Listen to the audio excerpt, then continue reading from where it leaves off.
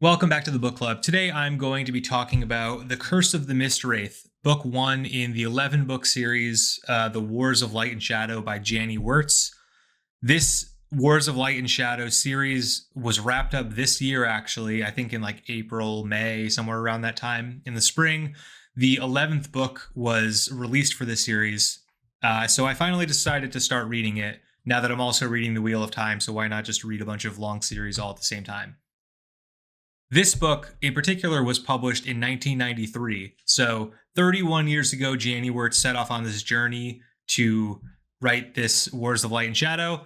It is finally concluded. And so I decided now is as good a time as any to actually start reading it and maybe reach the end one of these days. So in the way that I'm going to describe my thoughts on this book, I'm going to make a lot of comparisons to the Malazan Book of the Fallen. I think that's probably a little natural for those of you who have read it because they're both long series. They both have a lot of books in them, and they're similar in a lot of ways. I would say that so far, at least based on book one, the Wars of Light and Shadow is kind of like a Malazan light. The world is not quite as densely packed as the Malazan world. It's not as confusing in terms of like figuring out what's actually going on. However, I still think it requires a lot of focus to actually read this book, which isn't something that people are always happy about. I think something important to mention is that the prose in this book is very dense, and not in the sense that Malazan is dense and that there's a lot of concepts thrown at you that you don't understand and you're expected to figure it out over time. It's just that like the choice of words, the sentence structure is kind of complex stylistically. There's a lot of purple prose, and as a result, you sometimes, or at least I sometimes, found myself reading a paragraph, realizing that my mind was wandering a bit, and I have to actually go back and reread it because I have no idea what actually happened. A lot of books with simpler prose, that's just not the case. Having come off of just reading The Wheel of Time, the first book, that's much more approachable in terms of prose. I would say like a high schooler could easily pick up The Wheel of Time and start reading it and have no problems, like, you know, your average run of the mill high schooler, and they would get all the enjoyment out of it. If I was a 14-year-old interested in fantasy and picked up this book, I would immediately bounce off of it and be like, this is way too complex. It's just not for me. So that is a reason that a lot of people dislike this book. I think that's important to call out because the style of prose and the way that the writing works has a large impact on if you can get through the 800 pages. This is a fairly thick book. It's like 800 pages, pretty small font. You look here. It's a lot to get through if you're not enjoying the prose. So I would personally recommend, if you're interested in reading this series, try to find, there's probably like a sample or something on Amazon.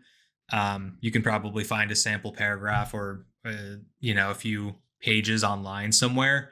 I would look that up and see like, is this writing working for me or not? Because if you're reading for enjoyment, you don't really like to focus that much. You like the words, the writing to be a little bit easier to understand, more like Brandon Sanderson style.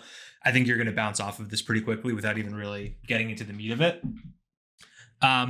But I would say that like I'm able to focus a lot when I read. I don't mind reading things that are a little bit denser, a little bit more confusing, and I was able to get through it and generally enjoy myself. But again, I did find myself sometimes reading a paragraph, realizing that I wasn't paying attention and had to go back and read it again. So it took me, I don't know, probably 50% longer than it would normally take me to read a book of this size, just because of the way the prose is.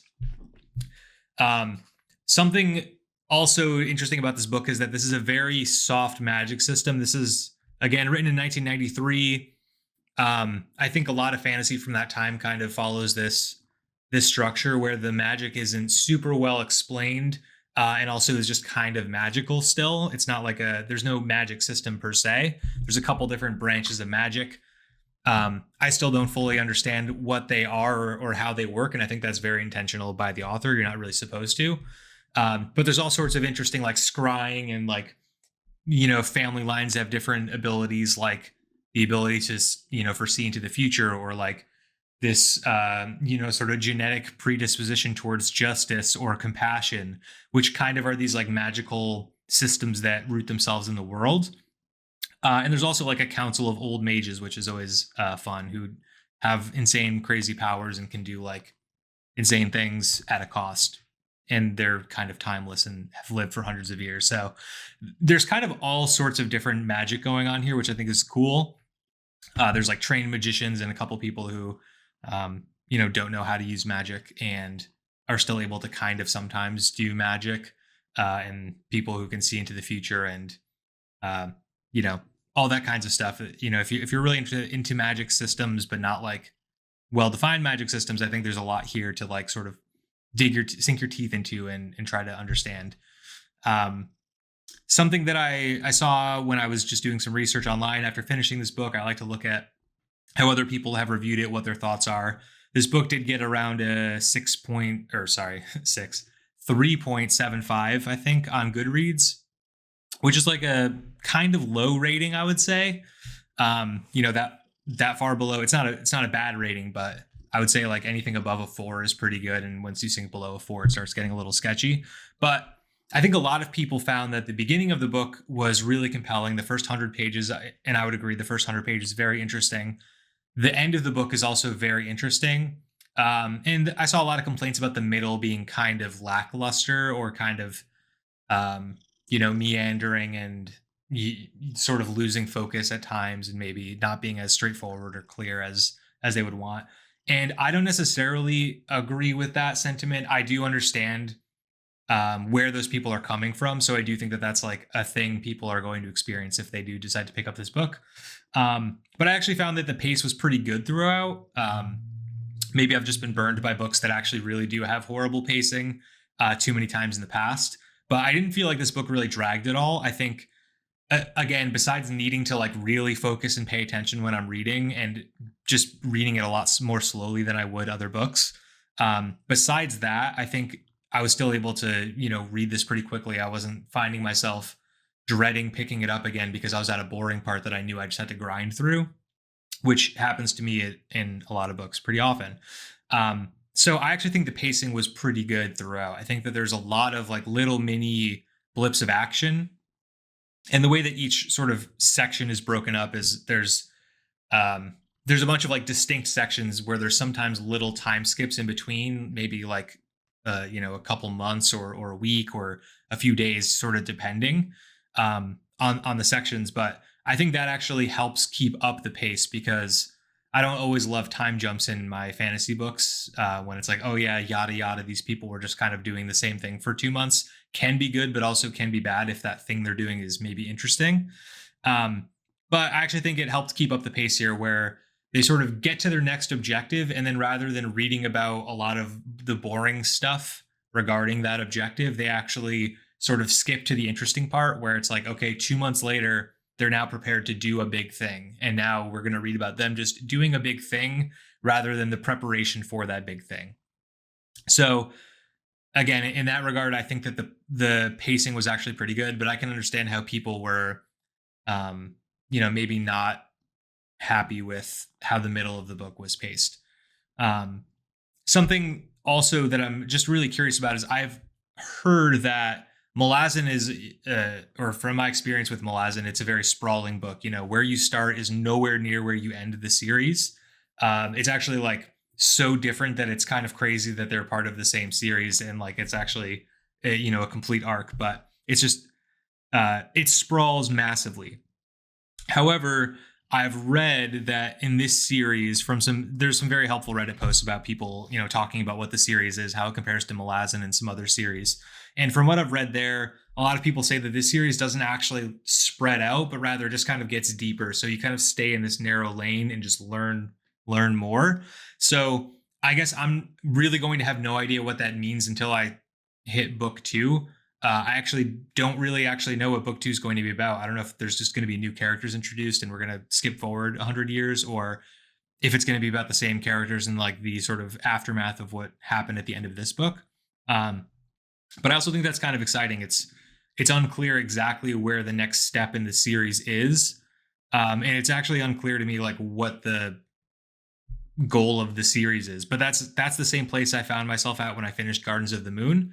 When you read book 1 of the Malazan Book of the Fallen, you have absolutely no idea where it's going to end. You actually don't know where it's going to end until it ends, basically. And then you're like, oh, that made a lot of sense. So I'm kind of expecting maybe that kind of thing. Maybe it'll become clear. I know there's a couple distinct arcs where this book is arc 1, and then I believe the next 2 books are arc 2, and then I think there's 5 arcs total. So I don't know if each arc is going to be maybe a different segment of time or just different set of characters. But I'm looking forward to where the series is going. I'm going to keep reading it. I think now that I've kind of went through the initial struggle of wrapping my head around how the prose works and how it's going to be like to read the series, I think it's a nice balance against reading The Wheel of Time, which I think will be a lot more straightforward, and sort of easier to read without having to focus too hard. And then I can swap over to this book and maybe turn my brain on a little more while I'm reading and keep it going.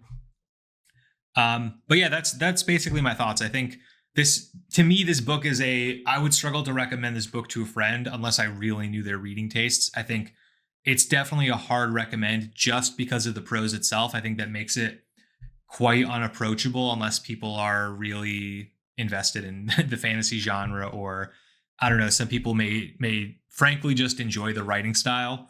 But I guess with a word of caution, I do think it is a very interesting book one. I think even just like having read this without knowing that there's 10 more books to read in the series, I think it's actually a pretty solid book as it stands, given the fact that I don't know what books 2 through 11 are going to be about. It actually speaks volumes to like how standalone this book could be. But I do know that there's going to be more and more that gets delved into. So yeah, I think that's it. If anybody has any thoughts on this series, if you've read it already, or if you tried to read it and bounced off it, let me know in the comments below. I'm curious how people think it stacks up against other large fantasy series. There's not that many fantasy series that go on for 10 or more books.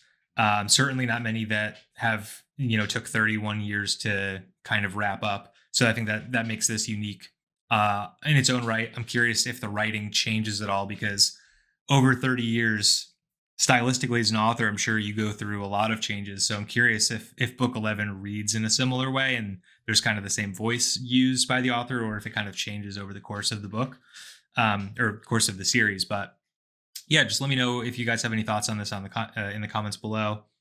If you made it this far, a little sneak peek in terms of what I'm reading next is right now I'm reading Locklands, I believe it's called. It's book 2 in the Founders Trilogy by Robert Bennett Jackson. It's a pretty quick read, so I'll probably be finished with that this weekend. And then I'm going to be starting Wheel of Time, book number 2.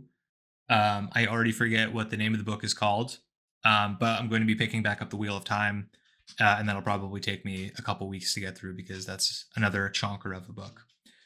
But that's all I've got. Thank you so much for watching. See you next time.